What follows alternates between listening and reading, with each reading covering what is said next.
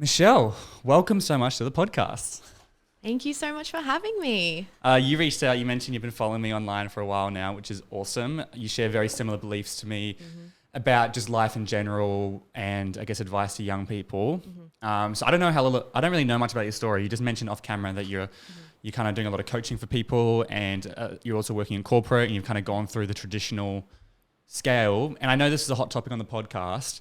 So today we're going to be really deep diving into, I guess, the go to uni, go to school, go to uni, get a job, blah, blah, blah, blah. And again, there's nothing wrong with that if that's what you enjoy. But I think to push that on everyone, that message on everyone is really immoral and wrong because everyone has different perspectives.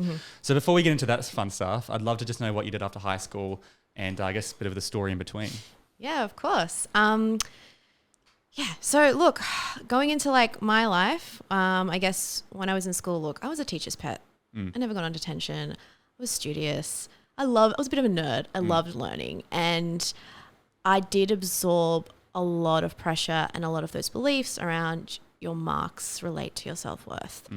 And especially with that, the HSC had finished, it was like, okay, the expectation is you just go into uni.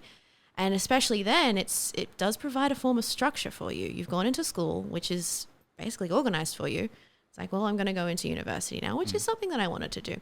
And then I started off doing a Bachelor of Psychology. And what frustrated me the most was I still remember going into uni and I'm starting the degree, and then everyone was like, who here wants to do like honors? Because I wanted to be a psychologist. And everyone like puts up their hands. They're like, 10% of you will get in because like the marks are so high. And I was like, what? And that was probably the first drop moment for me where I was like, hang on a minute. I've been told in high school, it's get into uni and then everything kind of flows from there and yay, it's all happy and stuff. And it's like, what? No, there's another thing. So you'd already done your first 3 years? I just started the degree in psychology. So this is fresh into the degree. Yeah, sorry, yes. At least they told you straight up. Yeah, I've heard stories of people who didn't find this out until like they finished their third year and they're like, oh, by the way, getting a master's is incredibly difficult and probably not going to happen. And you're like, well, oh my God. At least that's good in hindsight. Yeah. And by then you've like spent some of your money and stuff at that point. But I was still a little bit disheartened that the focus was so much on marks. And then I kind of started to pivot because I was like, look, I want a regular job.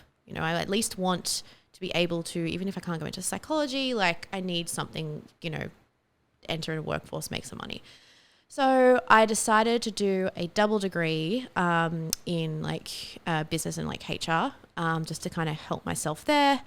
And then I kind of pivoted towards organizational psychology. And then I was like, look, I am really frustrated at the fact that at the time they're saying, look, it's really good if you finish uni and you get like a job and it's like you're getting a salary of 40K. I was just like, what? I was like, when?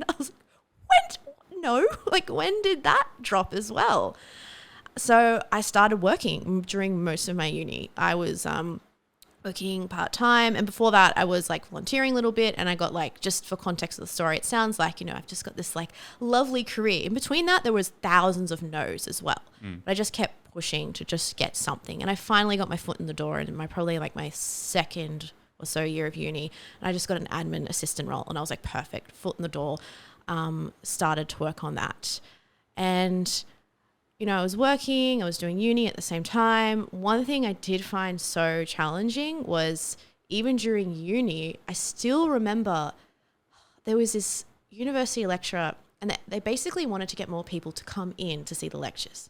But I'm working, right? So I'm going to be looking at it on the bus. I'm going to do uni that works for me while I'm working almost full time at a corporate job while doing full time uni.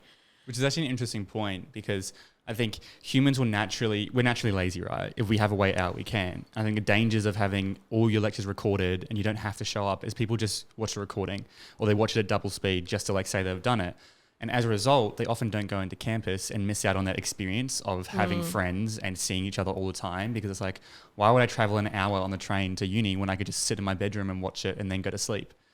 And so I've seen that a lot because my mum did occupational therapy and she's got a really good group of friends even 30 years later because they didn't have any online recordings. There was no Zoom sessions. It was all in person. But also they lived in a time where it was easier to afford that. Yeah, they had noodles for dinner and everything, But now if you move out and you're studying, you're going to have to work a job to be able to pay that. So, there's a whole bunch of economics happening as well. Yeah. And I would say that I have maybe like 1 or 2 close friends from uni, but yeah, I did actually miss out on that typical university life. But for me at the time, it was worth it because I was like, I just want to come out with a relatively, decent paying job. But what I was really struggling with at the time was I remember they were trying to get people in, and one subject person was like, all right, there's a quiz at the end of the lectures, but I'm going to turn off the recording. You have to come in. And I was like, at that time I was working at an internship, like 9 to 5. I was like, I can't come in. And they were just like, surely you could leave for like 2 hours. I'm like, I don't understand. I'm doing the degree that is for work, and I'm being lucky enough like to work, and you're not supporting that. And ended up like my manager like full on wrote like, helped me craft like a letter. We got like HR to like sign it and everything, and like, they relaxed back with that. But I just thought, how conflicting is that? This degree is meant to support like my entry into the business world. I'm literally contributing. I'm doing that right now. And I was like, where is the support here? It was because all they care about is you getting the degree. They care about, if I'm honest, you coming in, the numbers to fill up the rooms. And yeah, you pay the money. You pay the money and you just get the degree. Not you get the degree, you get something that's going to serve yourself in society. It's just, and that's why I always say to people, I'm like, the degree is just the ticket. And that's the annoying part. It's like if university, if they instead of marking it based on how many people got a degree, they went how many people were happy and got a job that they enjoyed, it would be a very different world, because then they would have to follow them and be like, all right, now you're going to really have to think about what you want to do with your life. Here's how much a HEX is going to cost. Here's how much blah, blah, blah, blah, all that sort of stuff. But instead that it's very easy scapegoat to be like, well, you got your degree. We did what we promised. Yep. Now it's up to you to find a job. And if you can't find a job, that's your fault, not ours. Yep. Which is a really toxic, I guess, idea. And obviously they're not saying this. This is kind of just happening by, virtue of action, or how they, I guess, say, do it at uni. But I think that is really dangerous, because then a lot of people get a degree expecting this will get me a job. Yes. And sometimes it might, depending on the degree and depending on the demand and everything. But right now it's pretty tough. I think majority of my high school friends, I don't know any high school friends of mine who are working in a full-time career that they studied. They've all got jobs, but they're, a lot of them part-time, or they're working in something else to make money, as you have to. But not any of them are working in sports science, in physio, what they wanted to do, or whatever it is. And look, COVID's obviously had a role in that. But I think even before COVID, this is a big issue. Yeah. And definitely with me, like I was pivoting the whole degree and my life, because like I ended up only missing out on getting into honours, because to do psychology, you have to go into honours. You have to do a master's, so it's 5 years minimum to become a certified psychologist. Yeah. And you have to you can't, basically. And I only missed out by like 5 marks. But I had the experience because I wanted to go into organisational psychology. I could not get over this. If I was to apply for the master's, like obviously you have to do honours, but I would have 100% gotten in with the experience that I had. Like in my internship, I worked with organisational psychologists. But because I missed out by 4 marks, I didn't get it. And people had just gotten it, but they were like, I don't really know what to do, so I'm going to do honours. And I'm like, this isn't a good system.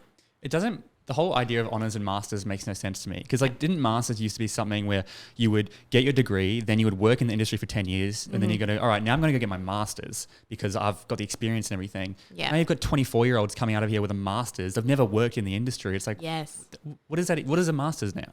It doesn't mean they're masters. In fact, they have zero experience a lot of the time. So it's like masters has become one of those things where people just, I think they don't know what they want to do after uni. They're like, oh my God, 3 years is almost up. What am I going to do? I'll just get masters. That buys me another 2 years to figure out what they want to do. And that is a big time and money commitment to just figure out what you want to do. And I know, and it's insane because they're just so expensive. Like I could not even think, like, this is before like my whole coaching epiphany and everything. I was like, there's no way I'm doing a master's unless the company pays for it, because I'm not hemorrhaging like another full, like, it's like $40,000 or so or even more. I'm like, no way. But the problem is because, and this is, look, I think Hex is phenomenal. It's really helped reduce the poverty gap in terms of anyone can get into it. I think the downside of Hex is we disassociate with the money that we're actually spending. We go, it's 40 grand, but I don't have to pay it until I'm earning money, which is valid if that's what you want to do. But then you end up choosing something without enough pain to really sit down and go, is this what I want to do? Am I really willing to commit 40 grand to this? If I had to pay the 40 grand up front, would I still do it? If the answer is yes, go ahead. But if the answer is, that's a lot of money, maybe just take some time and go, what do I really want to do? Yeah. Yeah. And that's the challenge. And I think I kept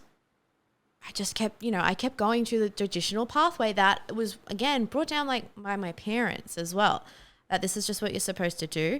And I ended up, at that time when I was finishing up, I was working at an admin job, but I was in an analytics team.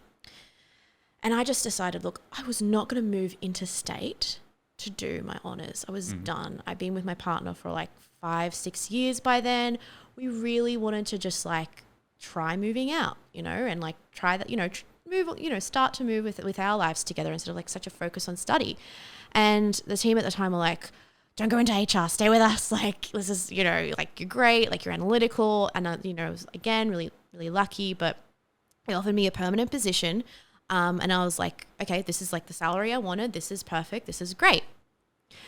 And then that was when I had my first breakdown. How old were you? I want to say 23, 24. Oh, okay. Wow. Yeah. Young. And I was young. Not that you're not young now, but oh gosh, I'm like, younger than I did thought. the HSC 11 years ago. Younger than I thought, because you're like, we did with my partner for 6 years. I've done all my study, and it's like you're only 23. Wow, yeah, you've got so much time ahead of you. That's exciting. Yeah, but but in my mind, it was like I had to keep doing stuff, right. If that makes sense. Like I kept thinking like, it's the job that will make me happy. It's the promotion that will make me happy. Like that was my mind frame at that time. And coming from I would say a workaholic family with like high expectations, it's like, this is what like you do. This is just like normal. And this is success. Yes. And that's the traditional version of success based on society. Yes. If I'm honest, that's the boomer version of success. It is. But it really isn't now. Well, the world is completely different to when boomers were dominating it. You know what I mean? Yeah. It's so different. Like, it's even different between me and my parents. And then, obviously, boomers are my grandparents. My parents are Gen X, I think. Yeah, Gen X. Gen X. Even from them, it's a huge difference. Like, even in 10 years, how much has the world changed? We've got NFTs and crypto and everything that's just come out of nowhere. Like, it's so different. And that's where I go, first of all, I totally respect that it's very difficult for universities to keep up with, but it doesn't feel like they're trying. No. Like, I have people who are doing marketing degrees and they don't even talk about Facebook ads. It's like, first of all, Facebook ads is basically over now. That whole, I mean, you still use them, but the peak of Facebook ads is over and you still haven't got on it. It's now TikTok and other platforms. That's really marketing. Yes, you can teach the fundamentals, but do you need 3 years to teach the marketing fundamentals?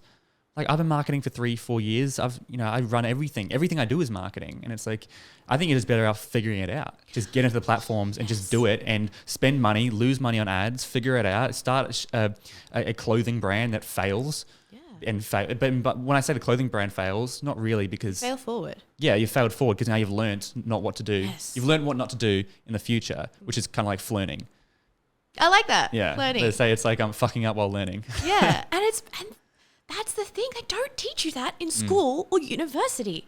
So, like, even like a little bit of fast forward with coaching, it was really just unlearning all this stuff. It's like, okay, I'm gonna like put out an ad and see what happens. And really, like, and here's the thing, the stuff you're talking about, like the marketing, you can learn marketing fundamentals really basically on the internet. Oh my God, YouTube, the University of YouTube is phenomenal. And they'll do it in 10 minutes instead of a 50-minute lecture, which is boring. They'll do it in 10 minutes with jump cuts and B-roll and everything on top of it. So it's super engaging. And it's meeting it in a current world as well. And I'm actually doing the practicalness. If I'm, like I'm doing the ad, I'm trialing it out. I'm seeing what happens. I'm like, creating the podcast and tailoring the content and like marketing and creating a story about myself. Like none of that was taught. And funny enough, you need that in a weird way in the corporate world. Marketing and communication go hand in hand, but like your ability to communicate yourself or your ability to market yourself, not just on social media, but just as a person, like when you go into a job interview, you're just marketing yourself. Yeah. And so it is like the fundamentals are really important for anyone, regardless if you're in the marketing world or if you just want to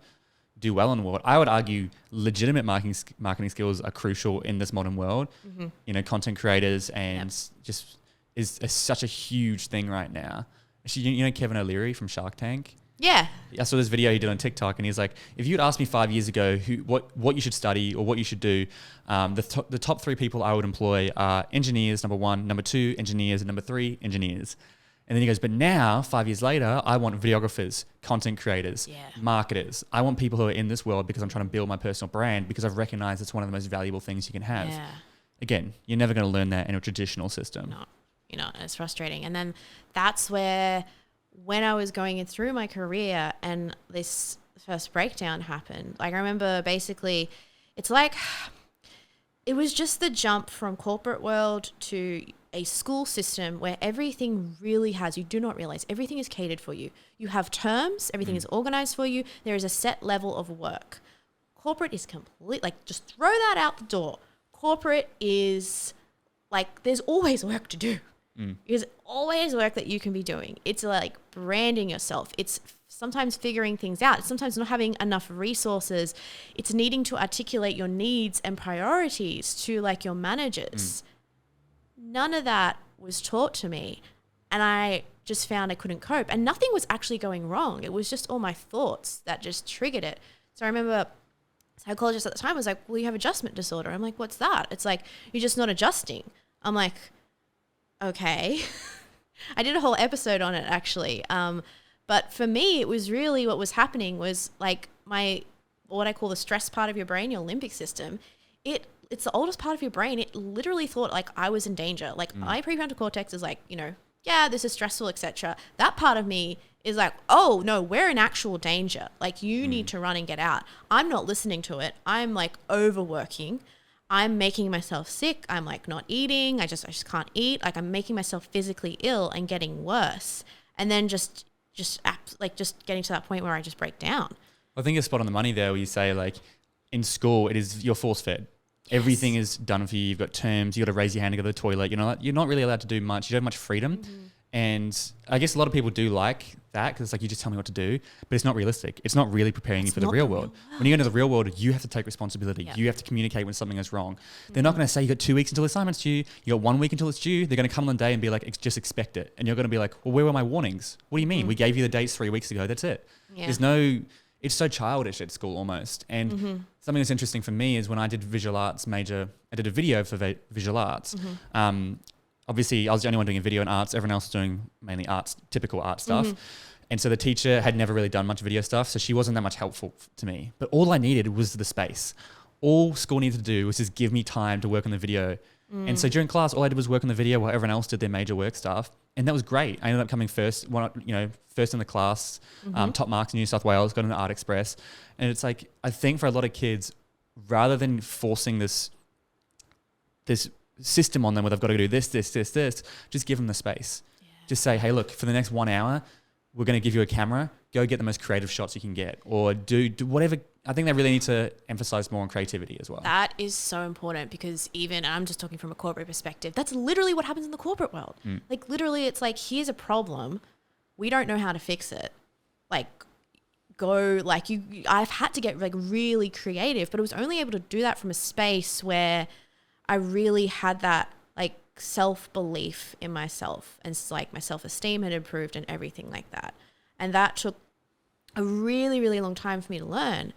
And like, just like fast forwarding from there, then like I was fine. I adjusted to it. I moved up the ranks and progressed and like moved on in my career.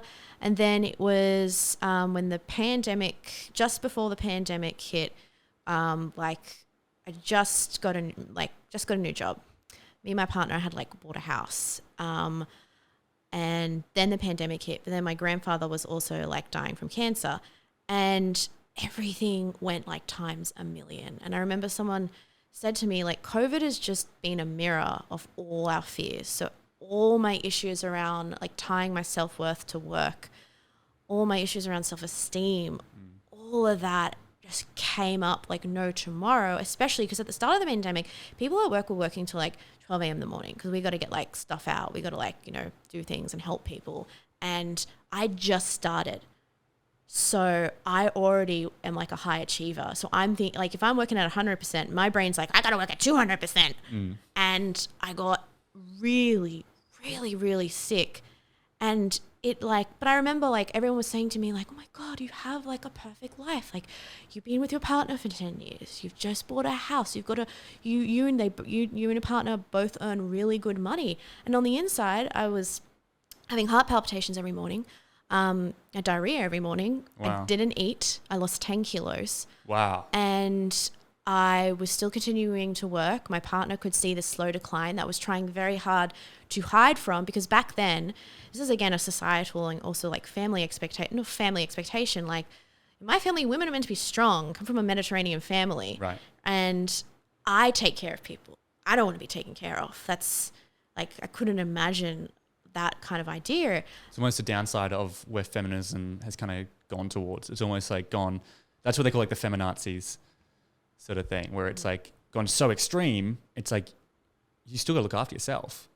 Yeah, and I think I think as well feminism can like incorporate that, like being able to look after yourself and stuff like that. But my brain... Well, it should be, but what I mean is it's become this narrative of like girl boss, hustle, oh, don't work, yes. just keep, you know, you've got to earn lots of money to be successful. You've got to earn more money than the men, all that sort of stuff, which is, you know, feminism is really just about equal rights between men and women. And if you want to stay at home and look after the kids because you love your children, that's okay. Yes. But that message has kind of been diluted, I think, over the past 10 years. I think as well, like I talk about in one of my eps around like self-improvement, because that's that whole thing. And I see like, and no offense, I know you have a 5:30 a.m. club, but I'm talking about like this whole like on TikTok, like I wake up at 5:30, I do all these things, I live this amazing life, and then I go to bed at 2 a.m.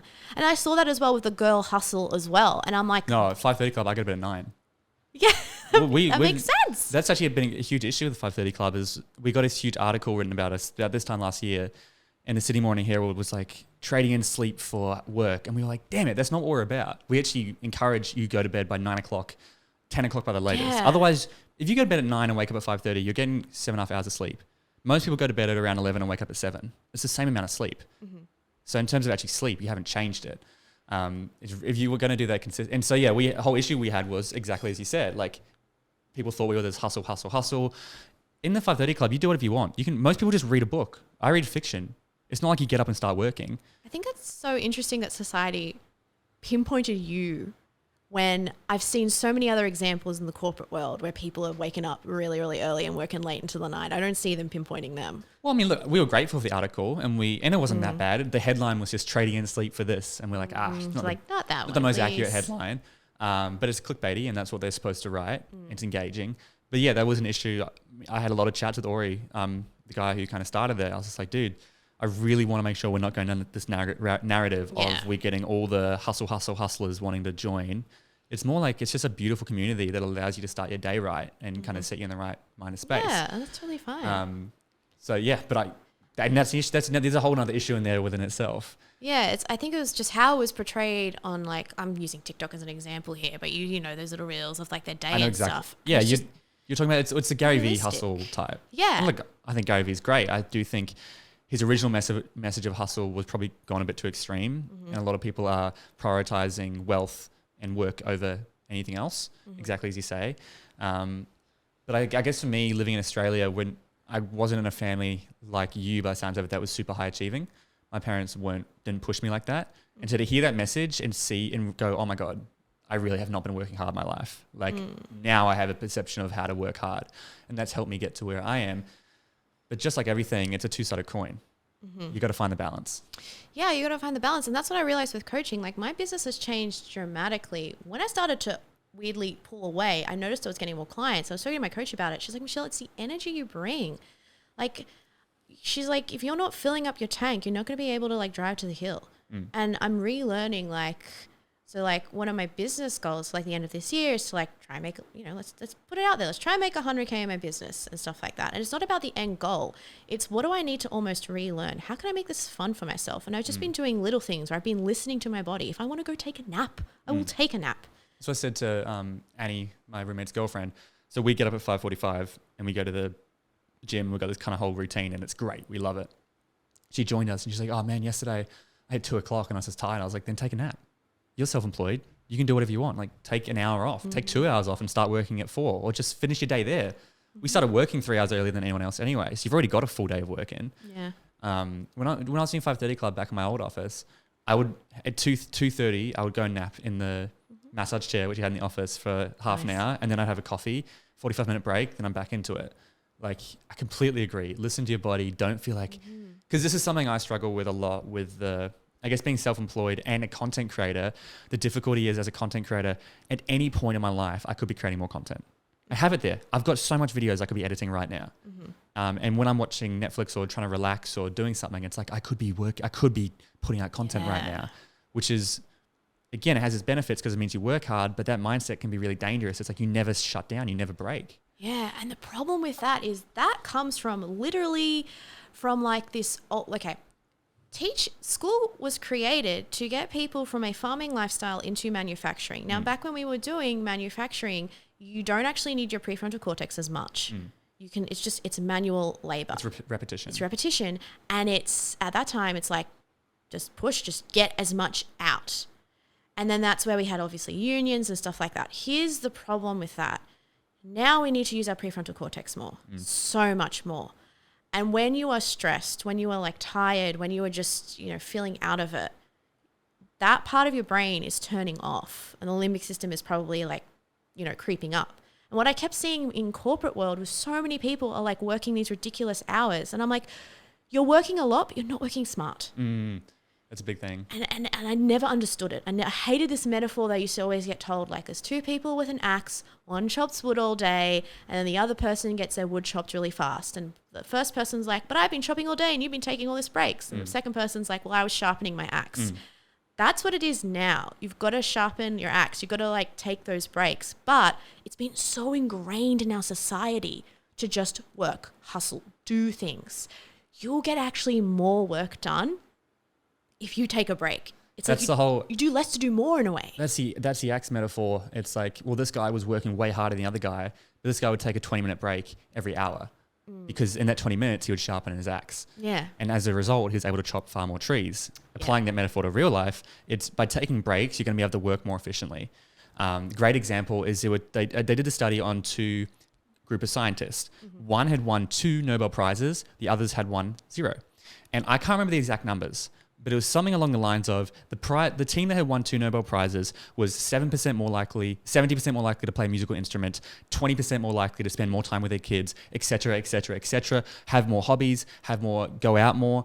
Basically, they're saying this team worked harder, but this team achieved 2 Nobel Prizes and they were far more likely to take breaks, rejuvenate and recover because that allowed them to that, especially when you're doing science and you've got to get creative. Yeah. How can we problem solve this? You figure it out in the shower. Like, oh, you go for a walk. That's it. Now I know what I can do.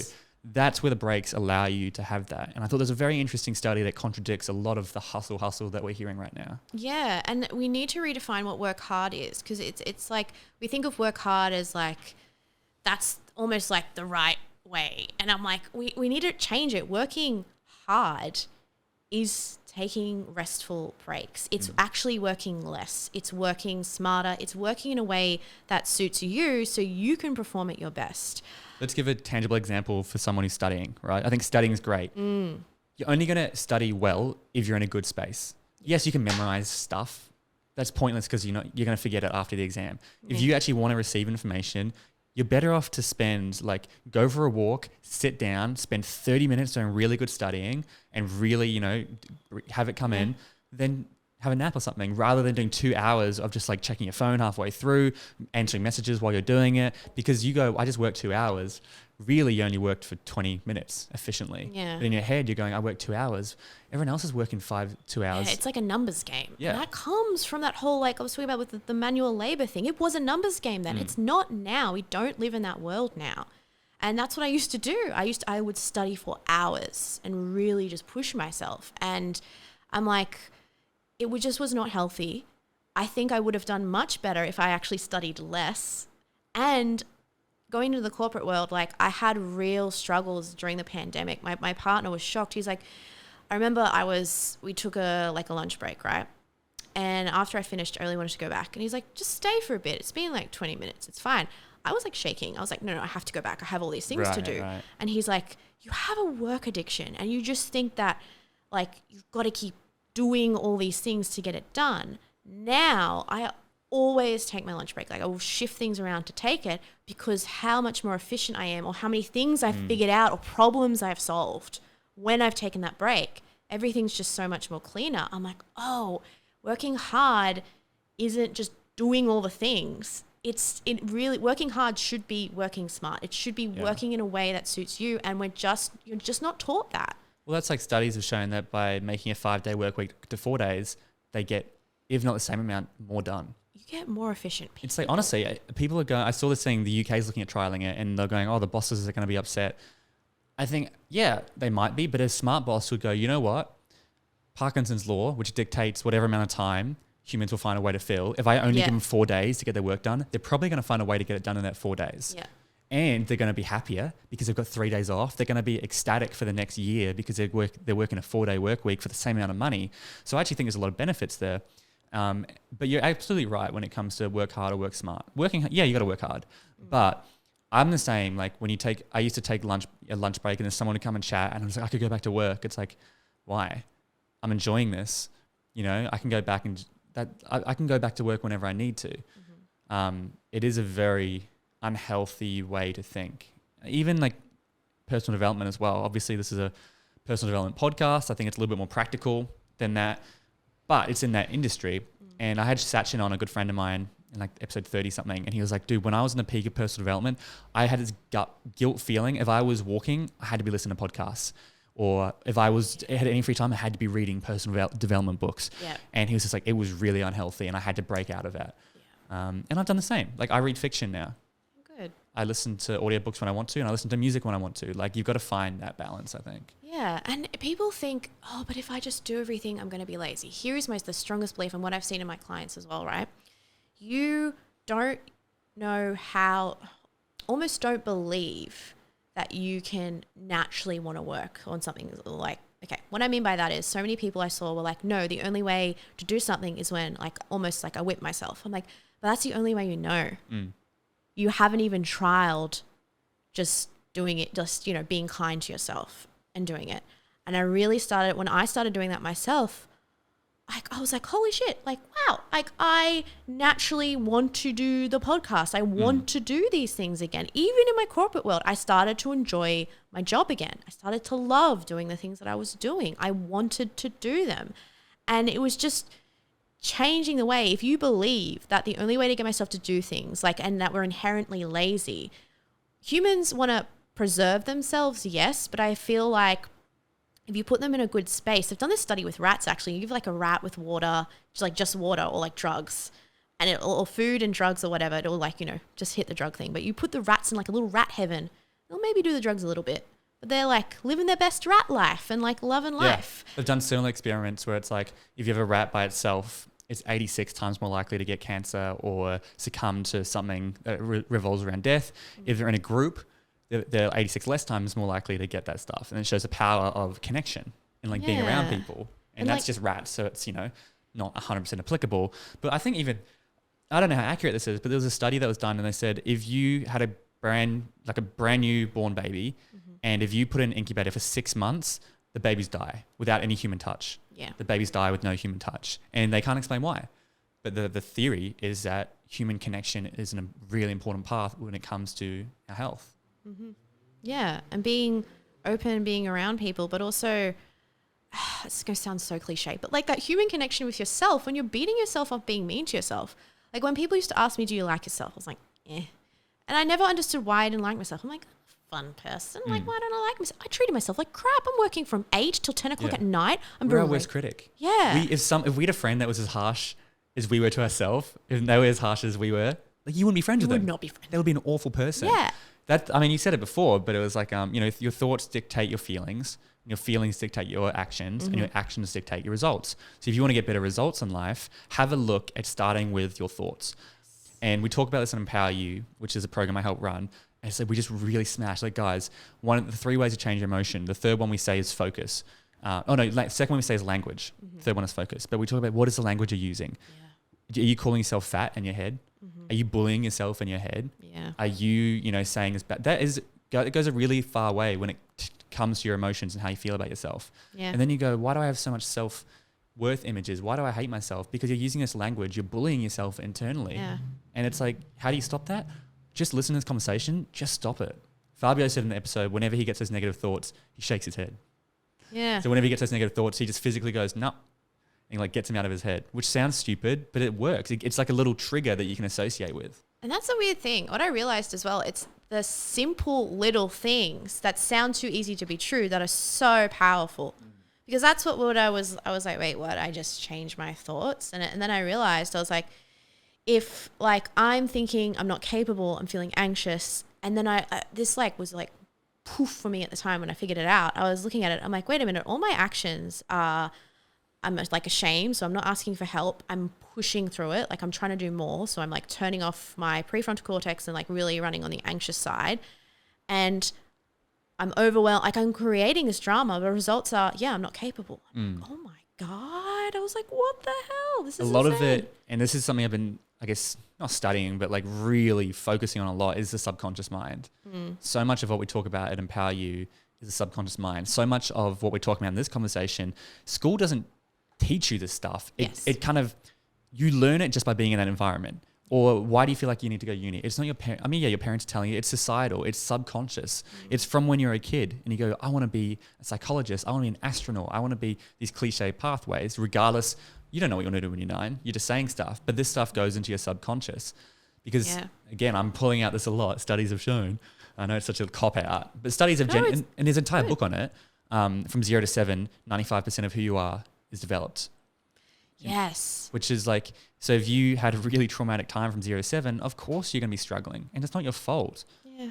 And I think that's a very good first step to acknowledge that it's not your fault. This has happened, but now how do we deal with it? Yeah. And that's the thing. Like when you're 0 to 7, your limbic system is firing off so much more. Your brain and neural connections are like so much faster. Like that whole, like you can learn a language really easy at 11. So this is a crucial time to actually be teaching kids this self-resilience and skills and self-worth and self-love.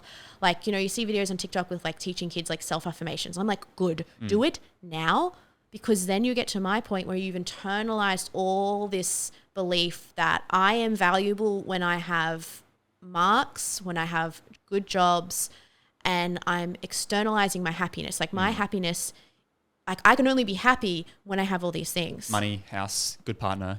Yeah. Good wage. And the watch, the dresses, or whatever it is. Yeah. And even then, I still wasn't happy. And I'm like, why am I not happy? And it's because I was just stuck in this cycle. It's like that it didn't feel safe. It's like, we got to do the next thing. We got to do the next thing. We got to meet these expectations that I created in my head. And this isn't to like hate on my parents or anything, but it's like when you're a child, you literally, it's like meeting those expectations. You don't realize it at the time, but your tiny brain in that environment is thinking like, this is almost like life and death. Like this is something that I need to do. Then you internalize it and you take it in the real world. And what I really struggle with when I see people who are doing the HSC who are like me, I'm just like, I just want to give them a big hug, but I'm just like, please, you've got to understand that your worth is not determined by this. You are surrounded by people telling you it is. You are internalizing that. And you do not want to get down. And even like, this is to parents as well who like set really high expectations. You don't want to get down to someone like me who at a point in their life is sitting there after a project has failed, can't handle the fact that their grandfather is dying, is burning themselves out at all ends, and is thinking, yeah, like I want to kill myself because I don't know any emotional regulation. I don't know how to handle it. And everyone's telling me that my life is good. I'm shaming myself because why am I upset when I have all these good things? But that's the hard part. Yeah. External validation is saying, and it's almost like it's cruel because in your head you're going, no, You're almost saying, no, Byron, I am happy. I am happy because everyone around me is saying that I should be happy. And based on what's happening externally proves that I am happy. I've got the house, I've got the partner, I've got the good paying job. But deep down, you're not. Yeah. And that is such a friction point where it's like you should be happy, but you're not. Again, Fabio said it in his episode, same thing as you. He went into a corporate job. He's sitting on the 60th floor in the Sydney CBD. He said, Fabio, look around you. You're surrounded by smart people. You're getting good money. You're happy. But if you're not happy, listen to yourself. And that's something we should be teaching kids in that age period, to listen to yourself. Because, and look, I hate, parents are different. There's millions of parents out there, but it's like, there's this concept. My mate and I went to this men's, what is it? Like a men's thing where they talk, it's just men only in the room. Yes. And they had people come up and they shared some stuff. Really beautiful. It's really powerful when you've got just one gender in a room. It creates a safe space. They have a sister company as well. They went to this men's thing and he spoke about a concept called generational trauma. Men specifically suffer from generational trauma. Why are they so emotionally cut off? Because that's what they learned from their father.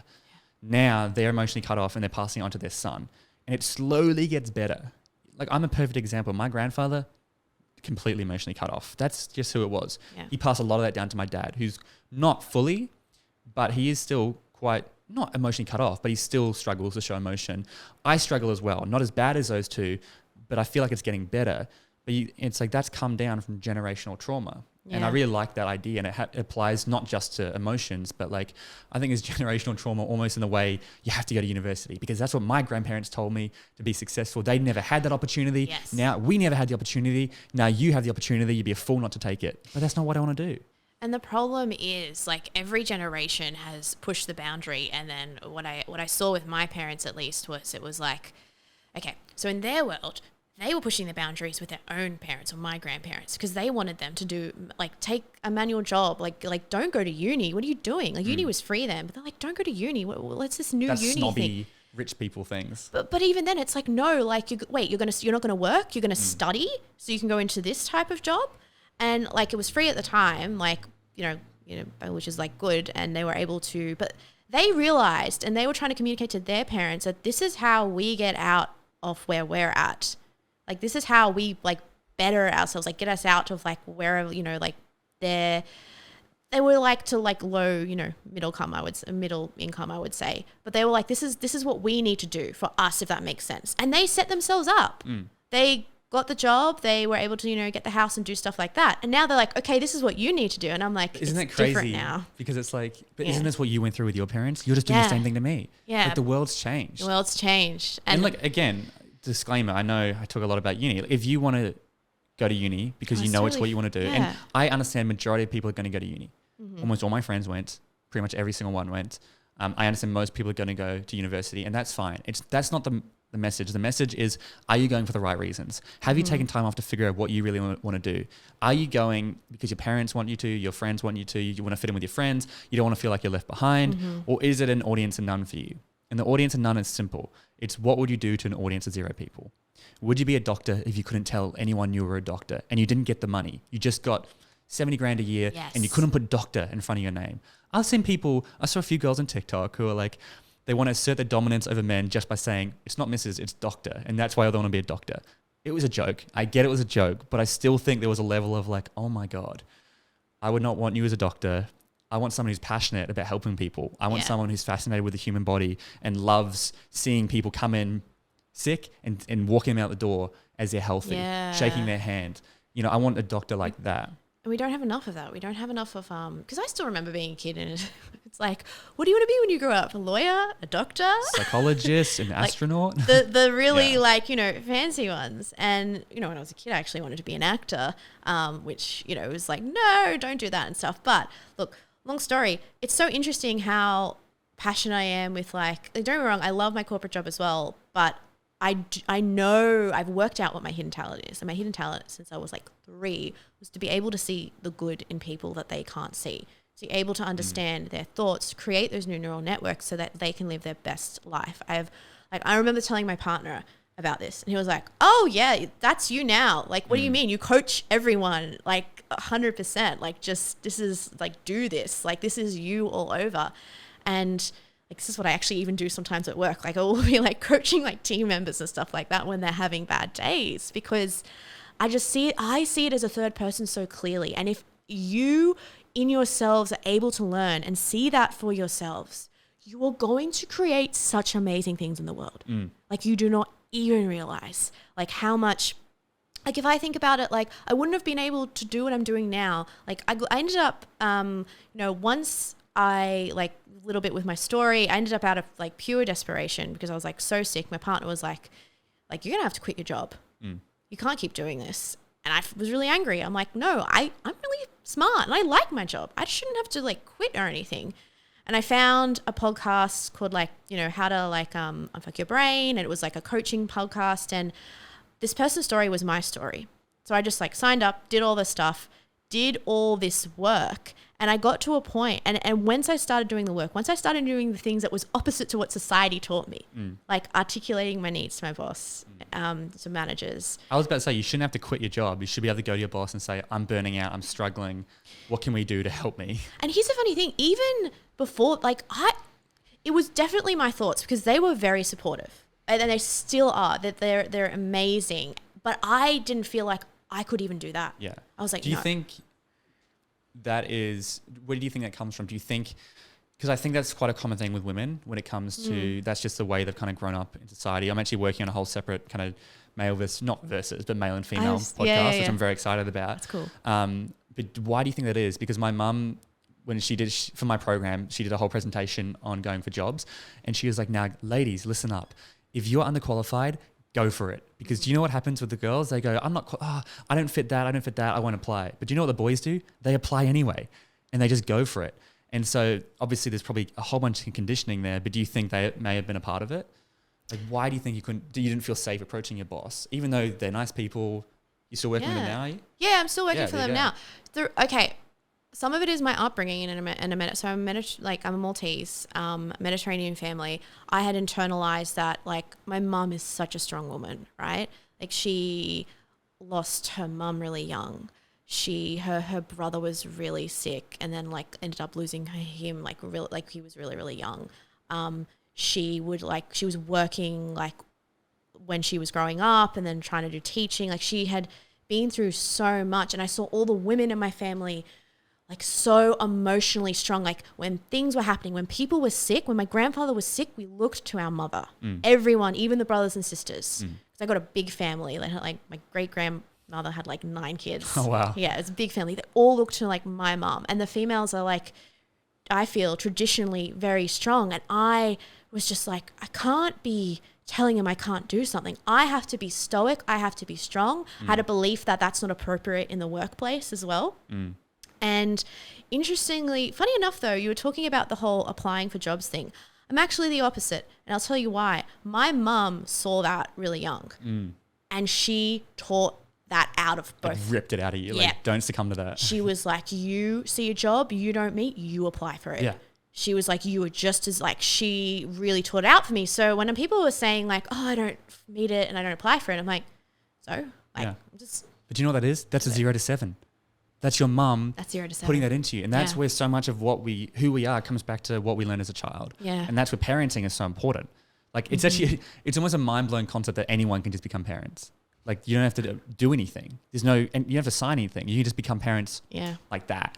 And it's like, oh my God, that seems almost dangerous because it's such an important role. And you see, like, I know people who are phenomenal parents and they put a lot of work and a lot of time into their kids.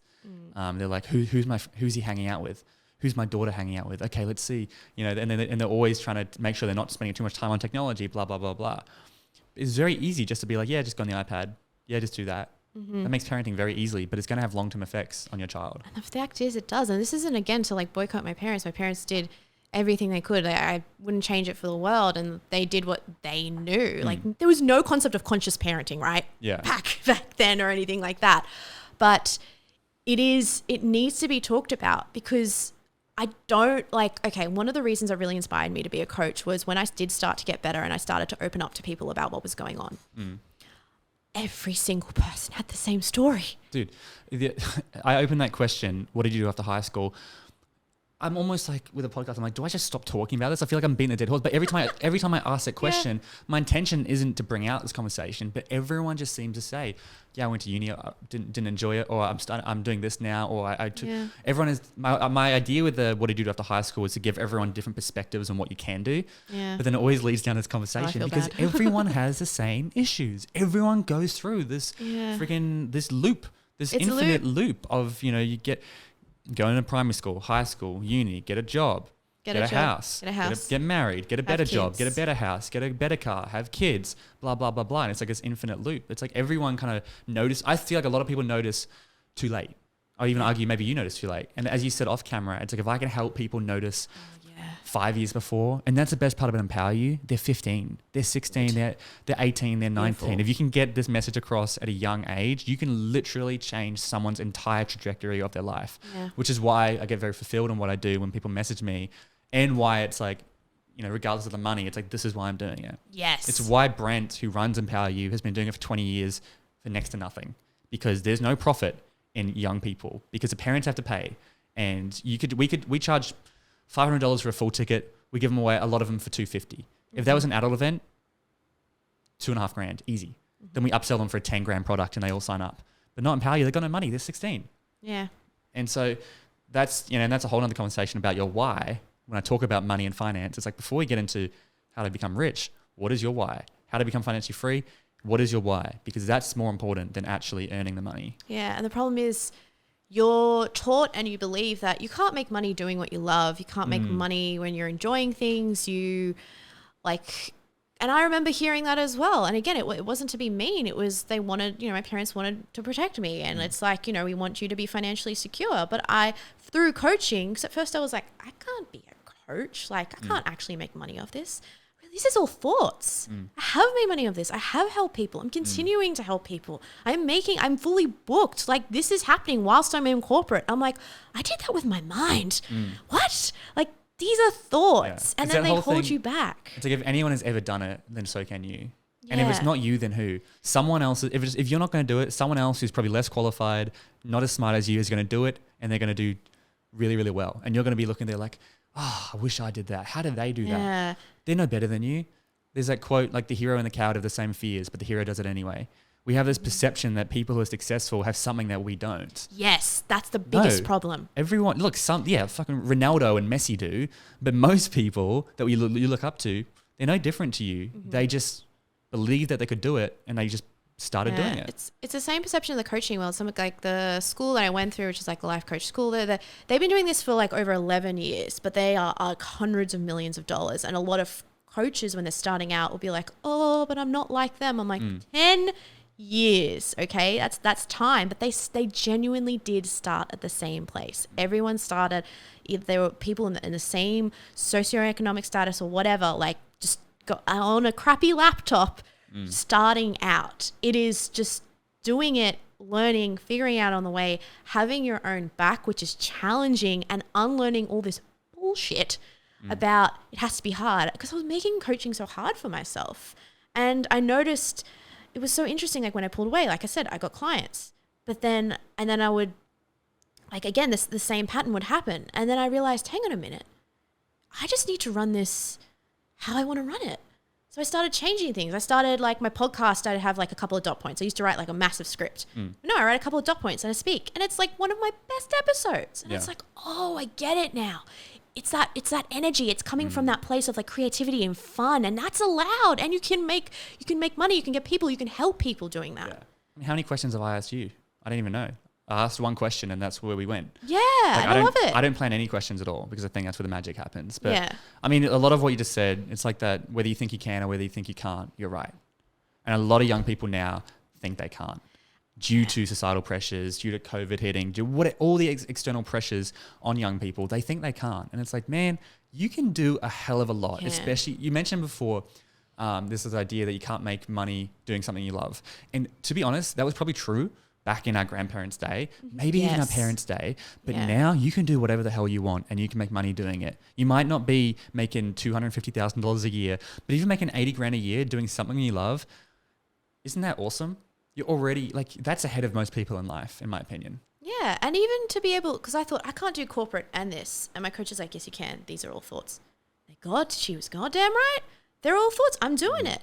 And people are like, isn't that hard? I'm like, but coaching for me is like playing video games after work. Yeah. Love it. It's not like, love it. That's another thing. Like we associate work with a bad thing. It's like, oh, I'm not working. No, you are. I'm working right now. Literally as we're speaking, Yeah. this is me working. But you're enjoying But I it. wouldn't say I'm working because it's Yeah. like, no, I'm just talking to someone. This is my job. And that's the thing. It's changing the nature of work. We associate work as like hard, painful, whatever. What if it could be really fun and enjoyable and you can like make a living off it? And I do think we are starting to go there. I think we're at the really early point in our life. And I just really feel for younger people because I was there in their shoes exactly because you're surrounded by, you're like in a bubble. Everyone's telling you the ATAR is important. Everyone's telling you, your parents are telling you this, blah, blah, blah. You're absorbing all that messaging as a young teenager and then just thinking this is what I do. And like I encourage anyone to just like even like find people who are outside that bubble to talk to. That's such a big thing. Like, oh man, that's why I'm like, you should move out as soon as you can. I think move out, go travel, move out of home to another country, another state, go travel to Asian countries, experience new cultures, meet new people, like experience life, because so many people, they don't even do that. They just settle down straight away. And then they're like 28 and they're going, oh, I wish I took a gap year. And I'm like, yeah, I told you that. I've been telling people that and they still like, even some of the young, I got a lot of 18-year-olds in my life who like, I don't one-on-one coach, but in my program and stuff, they've all gone straight into uni. They all listen to my podcast. It's that hard to just go out of the grain. They've gone straight into uni. I'm like, why? What's the rush? You're 18. Do you really know what you want to do? Probably not. And look, university's going to be there. Just go in 2 years' time. You're a mature age student. It'll be easier as well. Yeah. There's less pressure on you. It's just so frustrating to me. I'm yet to see a single argument of going straight into uni. They're like, but I know what I want to do and I'm ready. Okay, first of all, how do you know that and how do you know you're ready? Even if you 100% know what you want to do and you're 100% ready, what's the harm in taking a year off to travel and have fun? Don't you deserve it? I'm yet to see an argument with people that's really strong argument for going straight into uni. I agree. And the problem is you've learned from such a young age. Think of, you're indoctrinated, but yeah, you're indoctrinated. You're indoctrinated at preschool, kindergarten. Of course, it's so like, even thinking of myself back then, if I was to tell myself that, it would still be like, no, I know, I understand why, regardless of all that, they're still doing it. You have had such a structured life since you were like 6. That's one of the points in my uni episode I'm working on. From 0 to 18, your entire life has been structured for you. You knew in year 6, you've been year 7, year 8, 9, 10, etc. And even though there might be stress throughout that, you hit 18, you hit year 12, and you go, oh my God, I don't know what to do. The world is different. What's the structure? What do I do? Oh, uni. There we go. That gives me 3 years of security. Then they hit those 3 years and they go, oh my God, what do I do now? Do I get a job? What is unpredictable? I'll get my master's. I'll spend 2 more years getting my master's. That gives off the illusion that I'm progressing in life. It looks impressive. It raises my status. People are happy. They're going, oh, my son, he's studying a psychology degree. He's doing his master's. Does he enjoy it? I don't know, but he's doing his master's. And it's like, that is a big thing. We don't have that security. And it's like, but that's where the fun is, in my opinion. The unknown. I love not knowing where I'm going to be in a year. If I knew where I was going to be in 30, 40 years, that is a depressing thing for me, in my opinion, but some people might be comforted by that. I see what you mean. And that took me a lot to unlearn. Like, I have no idea where my business is going. I don't have I was like to my coach, I'm like, I have to have a formal business plan. She's like, no, you don't. Yeah, just start. You just MVP. need to do things. You've got to get it out there. You got to do it. And then I realized, this is fun. Like, this is cool. Like, I'm just learning and I'm doing things along the way, and it's really the life skills I'm learning now are almost like, I'm 27 and that's where I'm learning all my life skills. Do you know what I mean? See, like my whole thing is, look, I think you're still learning it at 27, still young. But it's like, what if I could have got you at 18? That's what I go. Imagine and look, not to say you regret all this stuff, like there's no point in regretting and you've learned from it all, but I'm going to go, man, in that 10-year period, what could you have achieved if you had this mindset at 18? Yeah, and that's the thing. Like, look, I don't look at it in a depressing way, because the way I look at it is like I'm 27, I still found this early. And look, everything brought me to this point. Exactly, yeah. However, yes, the thing, it's not that I regret it. It's like, God, like if the mindset. When you're giving advice to younger people, you wouldn't say, yeah, go through what I went through 7 years so you can go through the same struggles. Don't have like 3 mental breakdowns, lose like 10 kilos, have like, don't eat, work yourself to death to realize that this isn't worth it. and that you can actually be nice to yourself. Because that's a big argument I get from people when they say, yeah, but the only reason I'm here is because of uni. University helped me mature as a person. And I'm like, okay, that's true. I'm not taking that away for you. That's completely true. But did you have to spend 3 years of your life and 40 grand to learn how to mature up? What if you just went and traveled to Europe or went and worked in England at a bar? You're completely independent. You're in a completely different country. You're going to have to learn to mature up. And you could have done that for a lot cheaper and had a lot more fun. And so that's the whole thing. And then it's like when you're giving advice to younger people, are you really going to say, yeah, go to uni, spend 40 grand in 3 years of your life to mature up like I did? It's like, no, of course not. So even though I don't think you should regret it or be like, oh, that was a waste of my life, of course not. There is validity in going, all right, well, when we're giving advice to someone who's 4 or 5 years behind me, what was the opportunity cost that I missed out on? What could I have done? What advice should I give them? Should I really tell them to do what I did? Blah, blah, blah, blah. I think for me, it's just that emotion. Like it really is. It's all the internal stuff. I am such a more. I'll give you an example. So, soon after New Year's Eve, I got COVID, and it hit me bad. I was almost hospitalized. Oh, wow. I had a throat infection. Like I got a secondary throat infection. Like it went really bad, and it's like everything I had learnt from coaching and etc. had just gone out the window, which makes sense. You're sick. There is very early research. I'm just going to put that out there. Very early research that they're looking into how does COVID affect the limbic system. So if your limbic system's going off, because I will turn into a banshee. Like it's like, but I noticed the rumination, the negativity, like everything. My job sucked. My business was failing. Like all this, and I was like, oh my God.